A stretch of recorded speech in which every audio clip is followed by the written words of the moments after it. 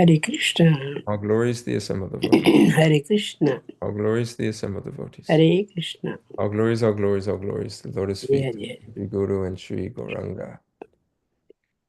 Nama Om Vishnu Padaya Krishna Prastaya Bhutale Shrimate Bhakti Tirtha Swamini Namane. Namaste Krishna Padaya Prabhupada Ashtatamane Shri Gora Karuna Shakti Bhakti Tirtha Iti Namane. Nama Om Vishnu Padaya Krishna Prastaya Bhutale Shrimate Bhaktivedanta Swamini Namane. Namaste Sarasvati Deve Gauravani Pacharine Nirvishesha Shunyavadi Paschatya Deshatarine. Jaya Jaya Shri Chaitanya Jaya Nityananda. Jaya Jaya Sri Chaitanya Jaya Nityananda.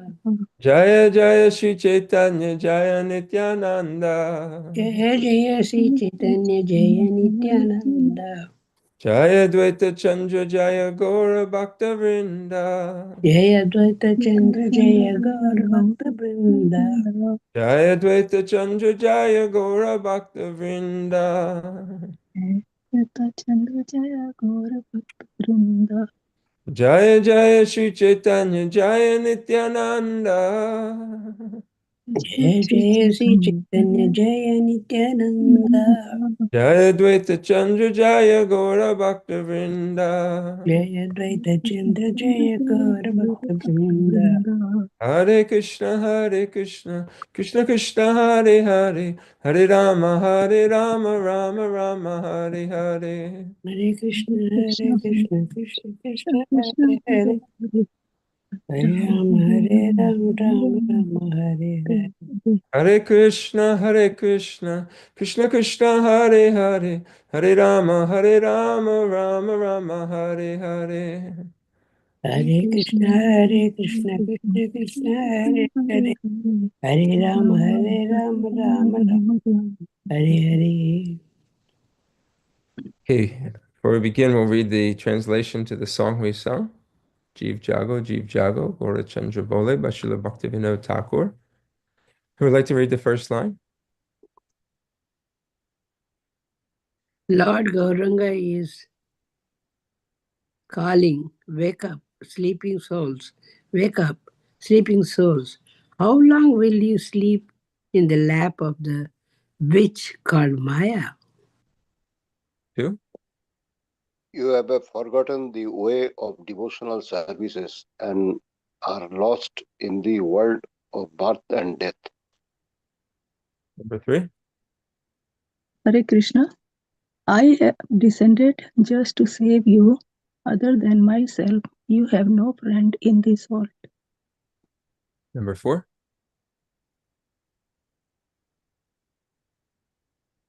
I have bought the medicine that will wipe out the disease of illusion from which you are suffering. Take this Mahamantra, Hare Krishna, Krishna Krishna, Hare Hare, Hare Ram, Ram Ram, Hare Hare. Number five. Oh, you can say. No, you carry on. Srila Bhaktivinoda Thakur says, I fall at the Lord's feet, having taken this Mahamantra. Yeah. Hare Krishna. Thank you. Hare Krishna. This will come up again today in the verses in the talk.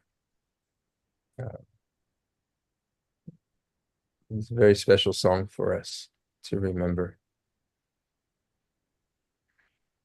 Okay, so here we are, continuing the Caitanya Caritamrita. We are in the Madhya Lila. We are in chapter 6, called The Deliverance of Sarvabhauma Bhattacharya. And we are on text 179.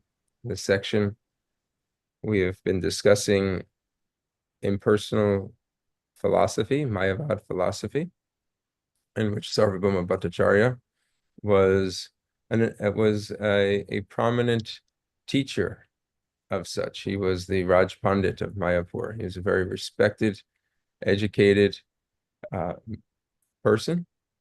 And he tried to take Lord Caitanya when he first visited Mayapur, seeing that he was a young sannyasi and needed some guidance. He did this out of compassion. his mood was to help Sri Chaitanya Mahaprabhu. At the time, he was unaware that he was actually the Supreme Personality of Godhead himself. But still, he had the mood of trying to help the Lord. So the conversation went on. Lord Chaitanya listened. Probably it was 7 days, a full week, to various discourses and instructions on philosophy by Sarvabhauma Bhattacharya. And then at the end, Lord Chaitanya says, "I'm sorry, I didn't understand a word you said." And in doing so, he goes into what we're reading right now. So that was the beginning part of the chapter. And then the part that we're in right now is Lord Chaitanya's explanation of the frailties and the taking objection to of Mayavadi philosophy, taking objection to what the Bhattacharya had presented to him. So it's a very good section for us as we preach. It's a good section for us, but even beyond us preaching, we'll find certain impersonal tendencies within ourselves. And these sections are good to remind us of that. Okay, so let's jump into it. Text 179. Nrsinga Prabhu. Yes, Prabhuji. Hare Krishna. আর যে যে কিছু কহে সবই সকলই কল্পনা শত প্রমাণ বেদবাক্যে কল্পেন লক্ষণা. Translation. If one tries to explain the Vedic literature in a different way, he is indulging in imagination. Any interpretation of the self-evident Vedic version is simply imaginary. Purport. When a conditioned soul is purified, he is called a devotee. A devotee has his relationship only with the Supreme Personality of Godhead, and his only occupational duty is to execute devotional service to satisfy the Lord. This service is rendered through the Lord's representative, the spiritual master, Yasha Devi Parabhaktir Yata Devi Tata Guru. When the devotee executes devotional service properly, he attains the highest perfection of life, love of Godhead. Savaipum samparo dharmo yato bhakter ahaksaje. The ultimate goal of understanding the Vedas is to be elevated to the platform of rendering loving service to the Lord. The Mayavadi philosophers, however, consider the central point of relationship to be the impersonal Brahman, the function of the living entity to be the, let me repeat that. Mayavadi philosophers, however, consider the central point of relationship to be the impersonal Brahman, the function of the living entity to be the acquisition of knowledge of Brahman, resulting in detachment from material activity, and thus the ultimate goal of life to be liberation, or merging into existence of the Supreme. All of this, however, is simply due to imagination of the conditioned soul. It simply opposes him to material activities. One should always remember that all Vedic literatures are self-evident. No one is allowed to interpret the Vedic verses. If one does so, he indulges in imagination, and that has no value. Srila Prabhupada ki jai. Namam Vishnupadaya Krishna Prastaya Bhutale Srimate Bhaktivedanta Swamine Namane Namaste Saraswate Deve Gauravani Pracharine Nirvishesha Shunyavadi Paschatya Deshatarine. Om Agyanati Barandasya Gyananjana Shalakaya Chakshur Umiliyatam Yena Tasmai Shri Gurave Namaha. I was born in the darkness of ignorance, and my spiritual master has opened my eyes with the torchlight of knowledge. I offer my respectful obeisances unto him. A couple points here. Lord Chaitanya is continuing to preach this message of speculation and how we should not indulge in this activity of speculation, specifically on scriptural texts. Therefore, the author Krishnadas Kaviraj Goswami, he mentions this, that, and Srila Prabhupada mentions it as well, in the purport. They call it the Vedas are self-evident, meaning self-explanatory. Srila Prabhupada says, as it is, it doesn't require any type of creative thinking, decoding. Now, the Upanishads, for instance, led themselves to this because they're written in a very elevated way for a very high class of individuals, in which, to discuss and try to understand the meaning of. But in general, for us and for our purposes, for the purposes of today,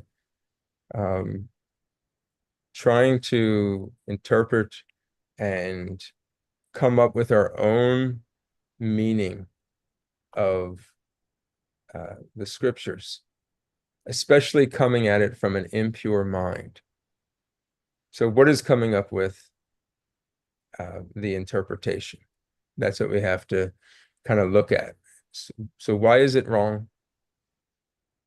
Why is it simply imaginary, as it's putting in here? Why is it frowned upon doing this? Well, so we have to look at, what is coming up with the various conclusions or theories? That is the mind. The mind can be purified, but in its conditioned state, it is impure. And what are those impurities? Self-centeredness is one of them. Thinking oneself to be all in all. The mind goes after sense gratification, goes after self-preservation. Whatever it can do to help protect a false sense of self, which ultimately the Vedas are there to take away and actually introduce the real ego. So in the impure state, the mind is telling this false ego all these things in order to help develop a better sense of false self. So that is what's coming up with various theories, and that's why, and interpretations. That's why it's discouraged to do so. Srila Prabhupada starts the purport, said, when the conditioned soul is purified, he is called a devotee. So this purification, it starts with the mind. It starts with the tongue, but ultimately the mind needs to become purified. And the Bhagavad Gita explains that the mind can be the best of friends or the worst of enemies. The mind is the center part, kind of the center of the wheel of all types of sense gratification. Krishna defines that the mind is the sixth sense. The senses that include the mind, they have to become, we're struggling here in this material world. So this type of, this desire to want to interpret scripture for our own meaning and benefit, this is an impure desire that we have to recognize when it happens, and also put in check if it begins to creep in. So this is how these impersonal interpretations and theories come about.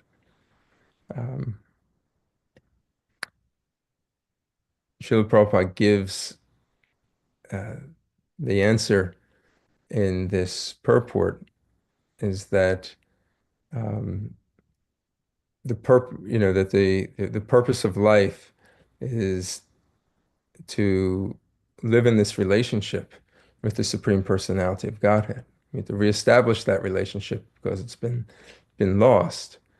But that is our to execute devotional service for the purpose of satisfying Krishna. This is bhakti, and that is the quality of the soul. And how do we execute that? Well, that is through parampara, through service to the spiritual master.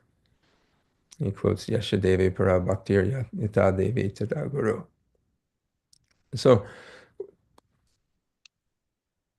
following in the footsteps of the spiritual masters, direct instructions, practical instructions in our current time through our spiritual masters, then this prevents us from wandering down the path of speculation. I think this, I think that. The way I understand is this, the way I understand is that. Of course, yes, there is, we do in life make decisions based on information that we have acquired, but specific to our spiritual path, following in the footsteps under the direction and guidance of our guru, advanced Vaishnavas who are connected into the Guru Parampara is an essential practice. That's how we become empowered. That is our method of understanding. Therefore, Srila Prabhupada always just mentioned, there's no need to change anything. You don't need, to redevelop. He often called it the Western disease.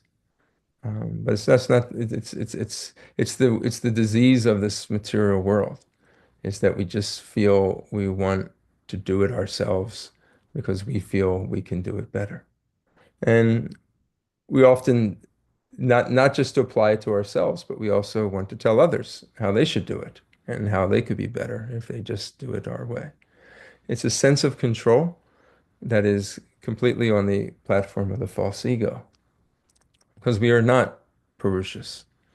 We are Prakriti. We are the energy of the Lord. And in being energy of the Lord, we execute our relationship with the Lord through service. Anything else, any other identity of being a servant is a misconception. So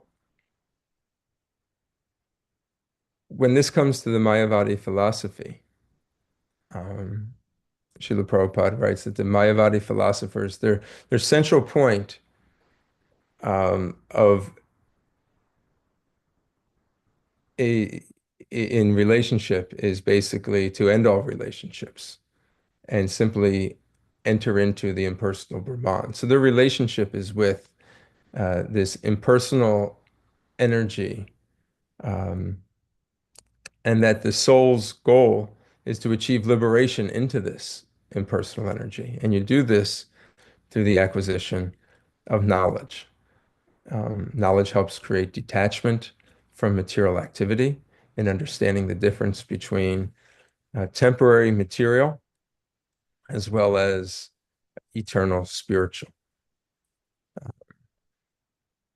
The goal is to merge into the existence of this impersonal Brahman, in which there is no individuality, there is no service, there is just existence. In fact, they can't define what it is because it's somewhat undefinable. Now, This is attractive to many people. And I wanted to take a moment just to see why do you think that this is attractive?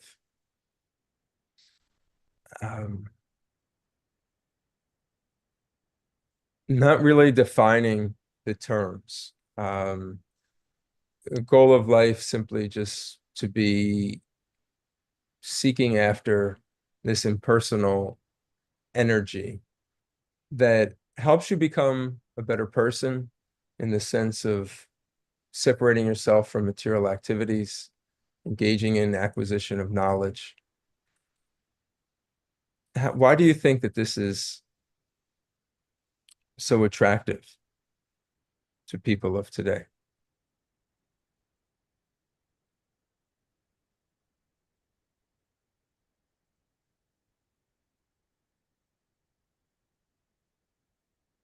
Any thoughts?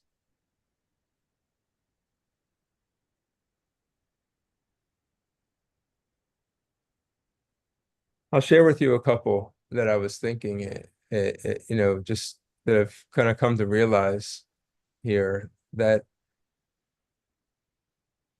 people are in general are adverse to this concept of defining who God is,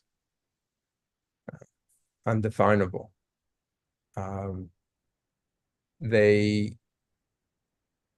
you have a defined personal God that is worshipped, there's an element of surrender that comes along with it. That is a key component, is that you surrender through loving devotional service.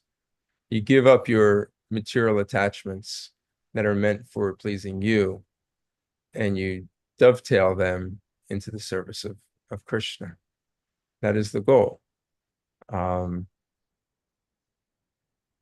So in personalism, you don't have to do that.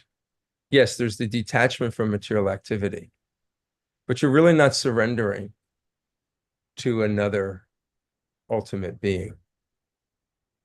It's still all about you and your happiness.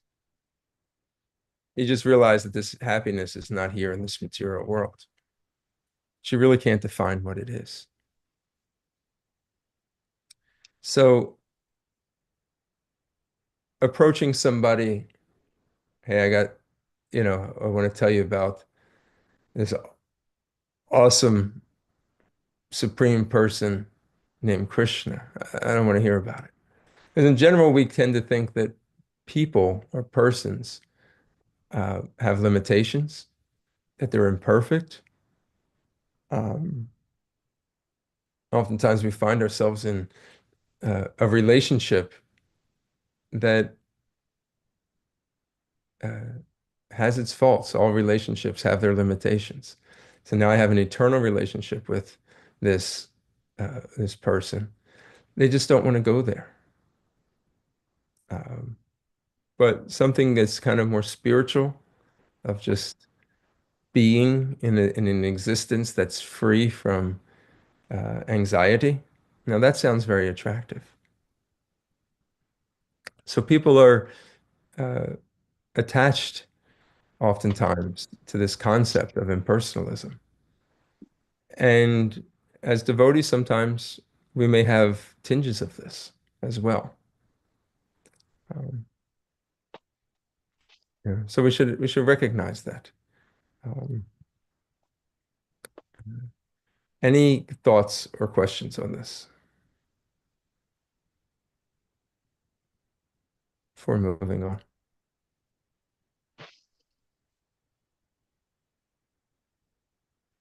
Wanting to be independent is one of those characteristics. Um, specific circumstances may drive one to do a particular activity of independence, but I'm speaking more of the general spirit of independence as opposed to following and surrendering to the will of the Lord through the instructions of the spiritual master. That is one way in which this impersonal philosophy manifests, even within the heart of a aspiring devotee. Of a pure devotee, it doesn't exist.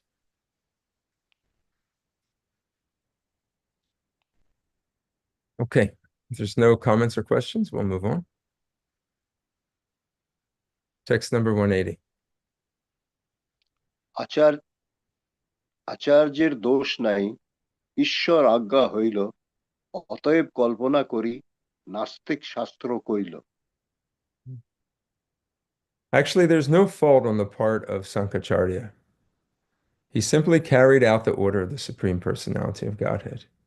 He had to do some kind of he had to imagine some kind of interpretation. And therefore, he presented a kind of Vedic literature that is full of atheism. Text 181. This is the Sanskrit. You can chant it in Srimad Prabhupada.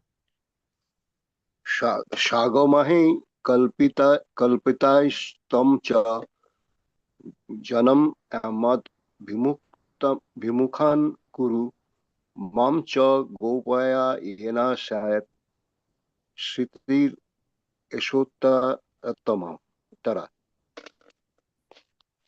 Translation. Addressing Lord Shiva, the Supreme Personality of Godhead said, "Please make the general populace averse to me by imagining your own interpretation of the Vedas. Also, cover me in such a way that people will take more interest in advancing material civilization just to propagate population bereft of spiritual knowledge." Purport. This is a quotation from the Padma Purana, Uttarakhanda 62.31. So just a couple comments on this here. Sankaracharya is an incarnation of Lord Shiva. And how Sankaracharya came to speak this impersonalistic philosophy of the Vedas, impersonalistic interpretation of the Vedas, is being explained here. It was actually an order that was given to Lord Shiva by the Supreme Personality of Godhead. Interesting. Let's find out more. Text 182.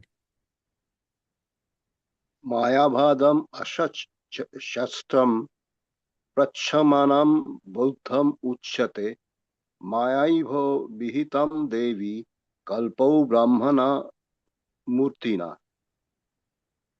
Translation. Lord Shiva informed Goddess Durga, the superintendent of the material world. In the age of Kali, I take the form of a Brahmana and explain the Vedas through false scriptures in an atheistic way, similar to Buddhist philosophy. Purport. The word Brahmana Murtina in this verse refers to the founder of the Mayavad philosophy, Sankaracharya, who was born in the Malabar district of southern India. Mayavada philosophy states that the Supreme Lord, the living entities, and the cosmic manifestation are all transformations of illusory energy. To support this atheistic theory, the Mayavadis cite false scriptures, which take people bereft of transcendental knowledge and addicted to fruitive activities and mental speculation.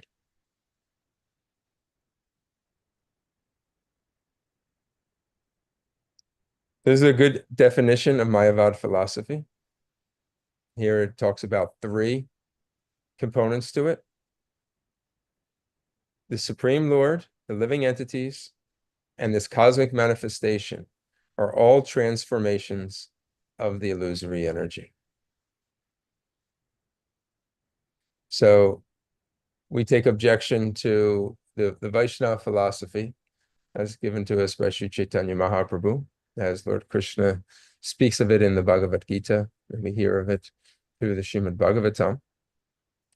The Supreme Lord and the living entities are of a spiritual nature. Cosmic manifestation is of a different nature, material nature, inferior energy. Supreme Lord is never influenced by the illusory energy under no condition. He has his own yoga maya, but he's not under the illusory energy. He's actually in control of the illusory energy.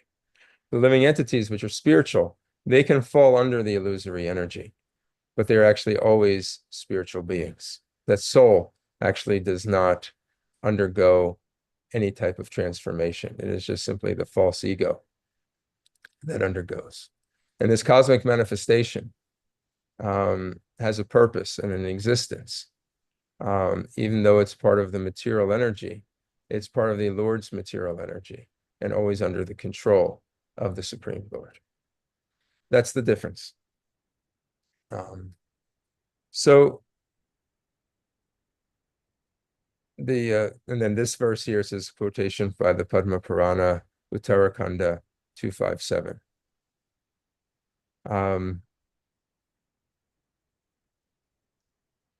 So how did Sankaracharya come about and why? This is how it's explained, that there was a point in time when degradation of principles. You had teachers and leaders in society, brahmanas, they were using the Vedas to perform activities that were sinful. They were adharmic, not in conjunction with the scriptures. But they were utilizing the scriptures to justify their actions, specifically the killing of animals and eating them, meat eating. So the incarnation of Buddha came who is actually an incarnation, an avatar of Krishna. He's one of the Dasa avatars, in order to reject the Vedas. So people were utilizing the Vedas for their degradation, killing of animals. Buddha came to basically introduce a philosophy that denounced the Vedas, so that people could at least start living a pious life once again. So in doing so and rejecting the Vedas, it was only part of an unfoldment of the Lord's plan to ultimately re-establish the process of devotional service and establish the Supreme Lord as a person in which society is meant to serve. So Buddhism does offer kind of an unusual type of philosophy. It doesn't center around, as impersonalist Mayavad philosophy, it doesn't center around a personal God, a creator. It does teach that we're caught up in this cycle of birth and death, samsara, rebirth, and this is driven by our ignorance, that we agree on. Their insight of liberation is that of nirvana. They don't believe that there is a soul. They believe that when we come to the point of enlightenment through what they, which is through various different processes, but that's taught in different Buddha Buddhic text. When you reach the state of enlightenment, you reach the state of nothingness. They have a way of explaining what things are not, more so than what things are. They don't put forward, the Buddhist philosophy doesn't necessarily define what this nirvana is, but more so what it is not. Yeah, that it's unconditioned, it's timeless, it's beyond birth and death, free from all mental afflictions. Essentially everything different from this material world. But the central principles that we are suffering here in this material world due to our material desires, driven by, greed, hatred, delusion, these are described as the problems of, that we face. So you have this Buddhist philosophy which rejects the Vedas to bring human society back in alignment with some type of righteous teachings. But then what is the guidance? So then Lord Krishna asked Lord Shiva to descend as Sankaracharya. And as Sankaracharya, he asked then to please reintroduce the Vedic teachings, but do it in a way that is not so drastically different from the Buddhist philosophy, which had become prominent at that time. It makes sense, right? So if you're going to make changes and transition, you always make them gradual. You just start adding another component to it. You don't make this sweeping, huge change. So this philosophy that was spoken by Sankaracharya, it made sense to the people because it really did not change much. Only thing it really introduced was this idea of, that there is a soul, and there, so there is, it started giving a little bit more definition to what Buddhism kind of rejected any types of defining. Again, it was more defining what is not. So that's how it kind of, that was part of the ultimate plan. Understanding that this was the age of Kali, and that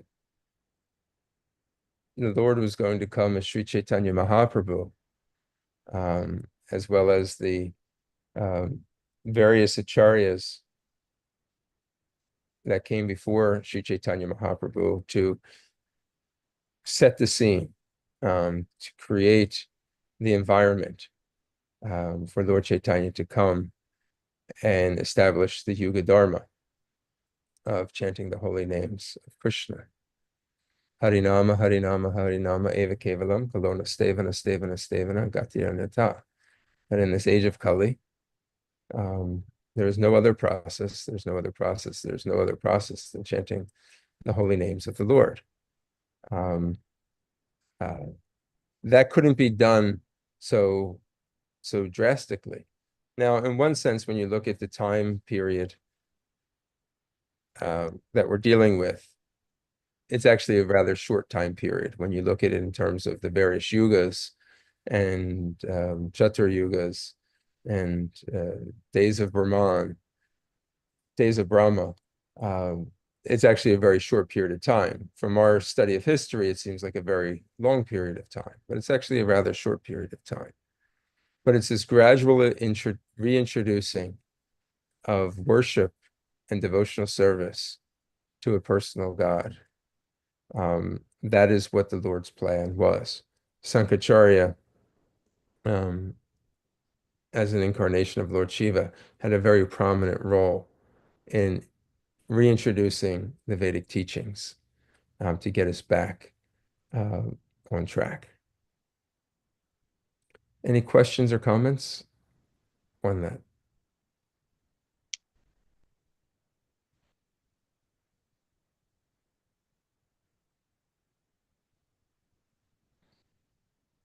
Anything?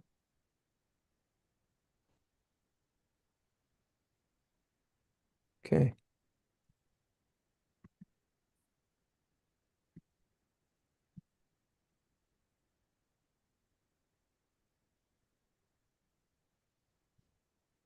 I always found this fascinating, how they were, these are interconnected, these philosophies. Sankaracharya, he, being Lord Shiva, we should not think of him as a misled or ordinary person. He simply had a service to do. So even though we may denounce Vaishnava, or we may denounce the Mayavad philosophy as being incomplete and misleading, and denial of Krishna's existence. These are important, and they are denied by Lord Caitanya, as we're reading right here. Srila Prabhupada, when we read his purports, we see, such a strong position often taken against Mayavadi philosophers. And he's doing that to protect us from falling into those tendencies. And again, those tendencies are thinking that we can be independent, thinking that we can create our own spiritual destiny. We are dependent upon Krishna. We should understand and remember that we are always in this position.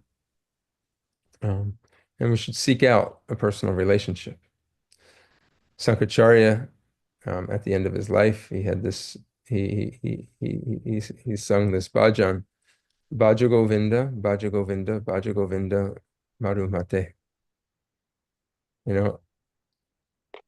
Um, this chant Govinda's names, Bhaja Govinda, Bhaja Govinda, Bhaja Govinda. You fools are just, doing all your word jugglery, but it will not save you at the time of death. So he understood of Govinda, um, but yet he had a purpose and a service to fulfill. Okay. If there's nothing else, we will stop right here, and we will continue with text 183 next week.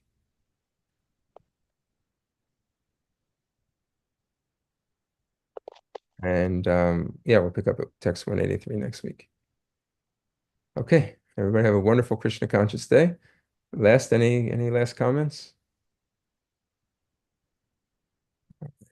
Please accept my humble obeisances. Vancha kopa tarubhyascha, kripa sindhuvyeva patitanam pavanevyo Vaishnavibhyo namo namaha. Dakota Vishnu Prabhu ki jai. Okay. Hare Krishna. Hare Krishna.